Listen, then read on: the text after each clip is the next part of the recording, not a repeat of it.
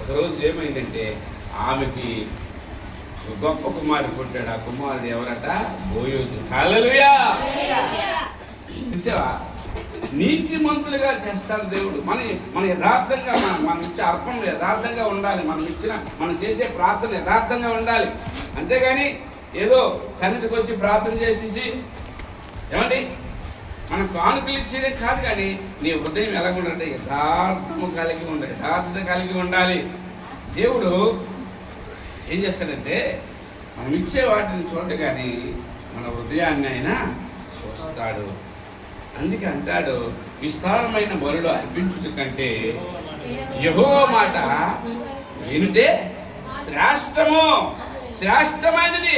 ఆయన మాట మనం విన్నప్పుడు, వాక్యం వింటున్నావు, వాక్యం విని వెళ్ళిపోవడం కాదు, ఆ మాట విని దాన్ని బట్టి నువ్వు గైకున్నప్పుడే నీకు ఏమొస్తుందట?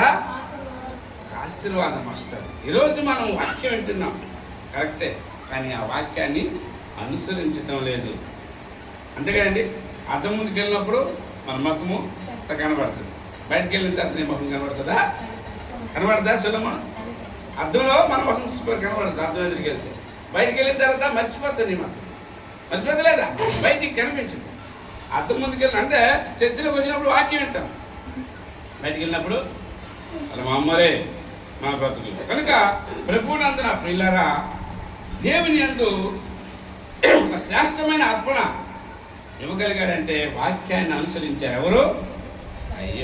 ఏబేలు. ఆ ఏబేలు విశ్వాసము ద్వారా ఒక శ్రేష్టమైన అర్పణ ఇచ్చి బహుగా దీవించబడ్డాడు. కానీ కయ్యోను అలా కాదు, ఆయనకి దేవుని అందు లెక్కలేదు. దేవుడు అంటే లెక్కలేదు, వాక్యం అంటే లెక్కలేదు, భయం లేదు, విధేయత లేదు, వినయం లేదు. కనుకనే ఆయన ఏమయ్యాడు? శపించబడ్డాడు. ఏమైందండి? పాపం ఎక్కడుందట?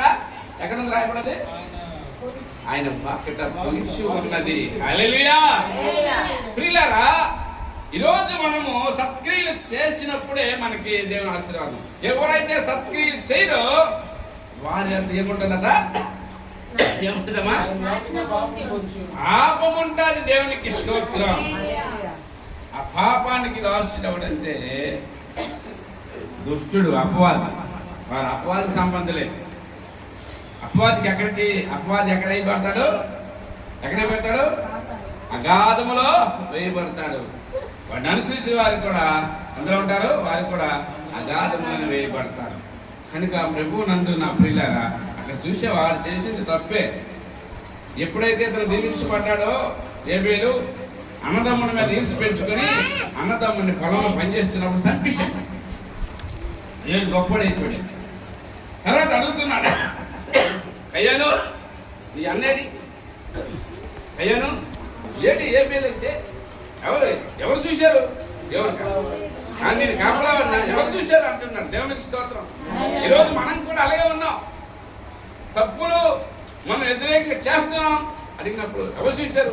ఎవరేం చేశారని అమ్మాయిస్తున్నారు. కానీ దేవుడు చూస్తాడు ప్రియులారా, దేవుడు చూస్తాడు. ఒకరోజు నిన్ను లెక్క అడుగుతాడు. దేవునికి స్తోత్రం కలుగుతాడు.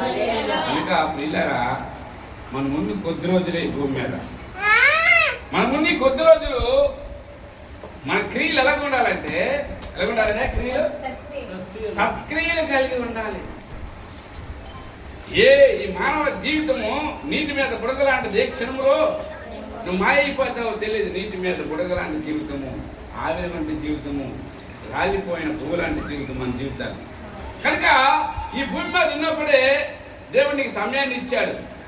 నువ్వు సత్క్రియలు కలిగి ఉండాలి, విశ్వాసం కలిగి ఉండాలి. విశ్వాసం లేకపోతే దేవుని రాజ్యం వల్ల అసంభవం అని నేను వాక్యం సెలవిస్తాను. కనుక ఈ భూమి మీద ఉన్నప్పుడు దేవుని మాటలు విన్నప్పుడు నువ్వేం చేయాలట?